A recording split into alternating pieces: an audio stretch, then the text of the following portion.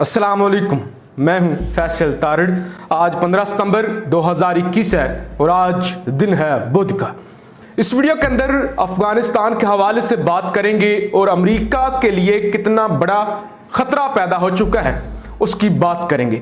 सबसे पहले जो मेरे पास खबर है उसके अंदर लिखा गया है कि तालिबान के ड्रेस कोड के खिलाफ अफगान खवातीन की मेरे लिबास को ना छुओ मुहिम। इस वक्त अफगानिस्तान के अंदर हर जगह पे एहतजाज हो रहे हैं, चाहे कोई छोटा शहर है कोई बड़ा शहर है, वहां पे एहतजाज करवाए जा रहे हैं। लोगों को पैसे दिए जाते हैं, उनको बाहर निकाला जाता है ताकि ये तासुर दिया जाए कि लोग तालिबान से नफरत करते हैं। और पूरी दुनिया सरप्राइज्ड तब हुई, लोग हैरान तब हुए जब कंधार के अंदर 3000 लोग आज बाहर निकले और उन्होंने तालिबान के खिलाफ एहतजाज किया। अब कुछ लिबरल माइंड की औरतें, लिबरल माइंड की खवातीन जैसे पाकिस्तान के अंदर निकलती हैं, इसी तरह से वो बाकायदा तौर पे निकल रही हैं। और कुछ तो ऐसे भी वाकयात पेश आते हैं कि उस एहतजाज के अंदर मर्द होते हैं जिन्होंने औरतों वाले कपड़े पहने होते हैं। अब ये खवातीन कहती हैं कि हमारे लिबास को मत बदलो, तुम कहते हो ना कि पर्दा करो, तो हम पर्दा नहीं करना चाहती, तुम अपनी आंख का पर्दा करो। एक और खबर पहले आपके सामने रख दूं, एक बहुत बड़ी खबर आई है कि मुल्ला अब्दुल गनी ब्रादर को इस वक्त दुनिया के बाअसर तरीन, दुनिया के ताकतवर तरीन अफराद की लिस्ट के अंदर शामिल कर लिया गया है। यही वजह है कि जितने भी anti Afghanistan, anti Taliban groups हैं वो घबराए हुए हैं और वो इस तरह की मुहिम चला रहे हैं।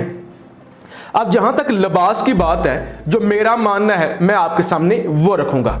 मेरे मुताबिक, शरई तरीके के मुताबिक, चाहे वो कोई मर्द हो चाहे कोई औरत हो, उसको लिबास पहनना चाहिए।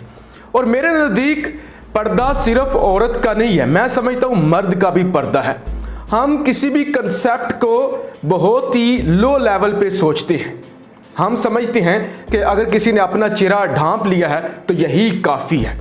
असल पर्दे का कंसेप्ट ये है कि आप के दिल का पर्दा हो। आप चाहे मर्द है, आप भी पर्दा करें, आप भी किसी को गंदी नज़र से मत देखें, आप भी नज़र उठाकर औरतों पर ना देखें। जैसे मैं मिसाल देता हूँ, रोज़ा है ना, अब लोग समझते हैं कि पेट खाली रखना है सुबह से लेकर फजर से लेकर शाम तक, ये हमारा रोज़ा है। लेकिन इस्लाम के मुताबिक ये रोज़ा नहीं है। इस्लाम कहता है कि रोज़ा तब है कि जब आप झूठ ना सुने, जब आप झूठ ना बोलें, जब आप बेहयाई फिल्में इस तरह की चीज़ें ना देखें, यानी आंख, कान, मुंह, पाँव, हाथ, पूरे जिस्म का, पूरी रूह का रोज़ा है। और ऐसा रोज़ा कोई भी नहीं रखता, ये बात सिर्फ भूखा रह लिया और कहा कि रोज़ा है। इसी तरह बेशक नमाज बेहयाई और बुरे कामों से रोकती है। कितने ही लोग हैं नमाज भी पढ़ते हैं, चोरियां भी करते हैं, नमाज दिखावे के लिए पढ़ते हैं और क्या क्या बेहयाई और बेशर्मी नहीं करते। मसाजिद के अंदर कितने ही उलमा हैं, कितने ही मौलवी हैं जो वाकयात पेश आते हैं कि बच्चों के साथ ज़्यादतियाँ करते हैं। तो यानी वो नमाज के कंसेप्ट को नहीं समझते। वो समझते हैं कि वुज़ू किया है, हाथ पाँव धोए हैं और हमने शुरू कर दिया है। एक सुना होगा आपने शेर सुना होगा कि गिट्टे गोडे मल मल धोने तेरे अंदरों गई ना पलीती। और फिर एक और भी है कि फुल्ला दातू अतर बना, और उसमें फिर नहाना। और फिर बुल्ले शाह साहब, ये शायद बाबा फरीद का जो भी है, कि बेशक तुम अतरों से नहा लो, अतर के दरिया हूं उसमें नहा लो, तुम्हारे अंदर की बदबू नहीं फिर भी ख़त्म हो सकती। तो यानी ये सारी गुफ्तगू का मकसद ये है कि आप अंदर से साफ हों। औरतों पर सिर्फ ऐसे नहीं कि औरतों को आप टैबू बना दें। अब ऐसे पर्दे की मैं मुखालफत करता हूं जिसके अंदर आपने औरत को एक कार्टून सा बना दिया है, ऊपर से भी ढांप दिया है, आगे से भी ढांप दिया है। औरतें क्यों जी, मर्द क्यों ना पर्दा करें? मर्द क्यों ना करें? मर्दों को आज़ादी है कि वो जिसको देखें, जो करते फिरें वो करते रहें, और औरतों को आप कार्टून सा बना दें। इस्लाम के अंदर पर्दे का भी एक कंसेप्ट है कि कितना आपने जिस्म ढांपना है, कितना चेहरा ढांपना है। ऐसे ही नहीं कि आप पूरा ही वो नज़र ही ना आए, वो चलें तो वो गिर पड़े। तो ये सारी चीज़ों की तो मैं भी मुखालफत करता हूँ। जो जायज़ शरई और मुनासिब पर्दा है वो मर्दों को भी करना चाहिए, औरतों को भी करना चाहिए, और अपनी सकाफत और अपने कल्चर के मुताबिक हर किसी को लिबास पहनना चाहिए। तो इस वक्त एक बड़े पैमाने पर मुहिम चलाई जा रही है, बड़े पैमाने पर तालिबान के खिलाफ साजिश की जा रही है, और इसके पीछे यूएस का भी हाथ है और हमारे पड़ोसी मुल्क इंडिया का हाथ है, जिनके हाथ कुछ भी नहीं आया और इस वक्त वो तड़प रहे हैं। तो जो पर्दे के मुतल्लिक मैंने गुफ्तगू की है, ये मेरा पॉइंट ऑफ व्यू है। आप खुदारा इसको माइंड मत कीजिएगा, क्योंकि मैं कोई आलिम नहीं हूं। मैंने अपना एक पॉइंट ऑफ व्यू रखा है कि आपका दिल साफ होना चाहिए, आपकी नज़र के अंदर हया और शर्म होनी चाहिए, आप के अंदर गैरत होनी चाहिए।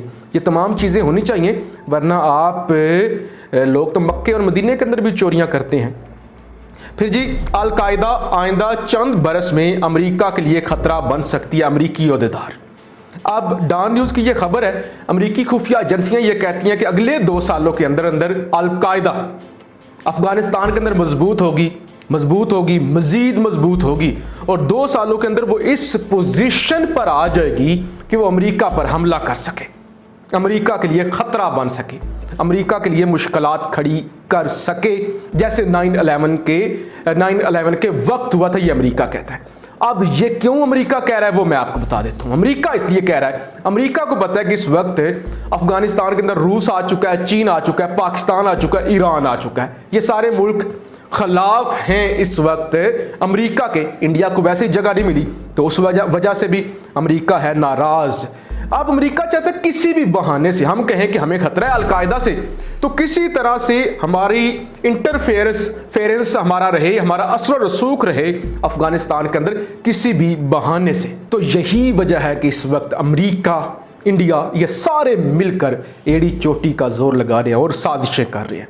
फिर जी, अफगान फुटबॉल टीम के कोई 34 खिलाड़ी औरतें यानी लड़कियां, फीमेल टीम फुटबॉल की, क्योंकि तालिबान ने लड़कियों की गेम्स पर पाबंदी लगा दी है, वो आ गई हैं पाकिस्तान अपने सारे टब्बर समेत, यानी अपने सारे फैमिली मेम्बर समेत वो लाहौर आ गई हैं। ये तकरीबन 80 से 85 लोग हैं जो लाहौर के अंदर शिफ्ट हुए हैं, और पाकिस्तान ने उन्हें इजाज़त दी है कि आप पाकिस्तान के अंदर रह सकते हैं। इसके अलावा जी, मुल्ला मोहम्मद उमर, तालिबान के सरबराह, तालिबान के बानी, उनकी हम एक ही तस्वीर देखा करते थे, वो भी धुंधली सी थी। अब तालिबान की जानिब से उनकी एक और तस्वीर जारी कर दी है, जिसमें वाज़िह तौर पे मुल्ला मोहम्मद उमर को देखा जा सकता है। तो ये तस्वीर भी मैं आपके सामने रख देता हूँ। फिर एक और ख़बर मैं आपके सामने रखूँ, वज़ीर आज़म इमरान ख़ान जनाब CNN को एक इंटरव्यू देते हैं। आज वो इंटरव्यू नशर हुआ है, डॉन न्यूज़ की मेरे पास खबर है। वज़ीर आज़म कहते हैं कि दुनिया जो है ना वो अपने काम से काम रखे। दुनिया अफगान मामलात में टांग क्यों अड़ाती है? दुनिया क्यों समझती है कि हम बाहर से अफगानिस्तान का निज़ाम चलाएं, हम बाहर से कंट्रोल करें? आप तालिबान को उनके हाल पर छोड़ दें, वो अपनी मर्जी से निज़ाम चलाएं, आप उनकी इमदाद करें। आप ये जो पार्टे बनते हैं ना, आप एहतजाज करवा रहे हैं, आप आपस में लड़वाने की कोशिश कर रहे हैं हक्कानी नेटवर्क को और तालिबान को, और आप मुख्तलिफ स्पॉन्सर्ड ये कार्रवाइयाँ करवा रहे हैं कि मेरा जिस्म मेरी मर्जी वाली बेशर्म औरतें निकलती हैं। देखिए, औरतों को अपने हक के लिए निकलना चाहिए। जो भी औरतें मेरे वीडियो देख रही हैं, तो मैं कहता हूँ आपको हर वक्त तैयार रहना चाहिए अपना हक मांगने के लिए, लेकिन अपने लिए। किसी का एजेंडा नहीं होना चाहिए। किसी से आप पैसे लेकर अपने मुल्क को बदनाम हरगिज़ मत करें। और इस बात में कोई शक नहीं कि इंडिया, पाकिस्तान, अफ़गानिस्तान, यहाँ पे औरतों के मसाइल हैं, हक नहीं मिलते, ज़्यादतियाँ होती हैं। सिर्फ ऐसे ही औरतें बाहर नहीं निकलती, जेन्युइन मसाइल भी हैं, लेकिन मेजॉरिटी जो मैं आपको कहता हूँ वो ये होती है कि वो बैरूनी फंडिंग होती है। तो वज़ीर आज़म ने कहा कि दुनिया टांगे मत अड़ाए, दुनिया उनको काम करने दे, दुनिया अपने काम से काम रखे। आप क्यों किसी के मामलात के अंदर जाकर चस्के लगाती हैं? अब इंडिया है, इंडिया से अपना मुल्क नहीं चल रहा। इंडिया ने वहाँ पे डैम बनाए, सड़कें बनाई, क्या क्या नहीं किया, इन्वेस्टमेंट की।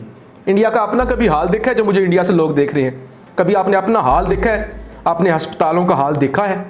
सड़कों का, लोग सड़कों पे सोते हैं, फुटपाथ पे सोते हैं। कितने ही लोग हैं जिनके पास टॉयलेट्स नहीं हैं, कितने ही लोग हैं जो भूख से मरते हैं, गंदी हवा से मर जाते हैं। दिल्ली की फ़ज़ा सबसे गंदी तरीन है, बारिशें होती हैं, तबाही आ जाती है, निकासी का कोई सिस्टम नहीं है, लोग खुदकशियाँ करते हैं। पिछले 1 साल से किसान जो हैं वो सड़कों पर रुल रहे हैं, वो एहतजाज कर रहे हैं। लेकिन भाई साहब ने टांग अड़ानी है, भाई साहब ने अमरुल्लाह साले पे पैसे लगाने हैं, अहमद मसूद पे लगाने हैं, अशरफ गनी पे लगाने हैं और अपने लोग मर रहे हैं। तो मैं भी ये कहना चाहूँगा वज़ीर आज़म की तरह कि आप अपने काम से काम रखें, उनको चलने दें, उनको अपना काम करने दें।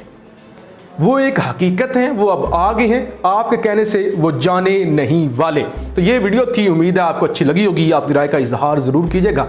और जब मैं पर्दे के बारे में तशरीह कर रहा था तो उस वक्त अगर आपको कोई बात बुरी लगी हो तो उसके लिए माजरत। मैं अभी भी अपनी बात पे कायम हूँ कि मर्द का भी पर्दा है, मर्द का भी पर्दा है, और औरत भी जो पर्दा है वो एक मुनासिब तरीका है। ऐसे नहीं कि आप उसको ऐसे ही ऊपर से, आगे से, पीछे से ढांप दें और उसकी कोई ग्रेस ही ना हो। आप राय का इजहार ज़रूर कीजिएगा। पाकिस्तान जिंदाबाद।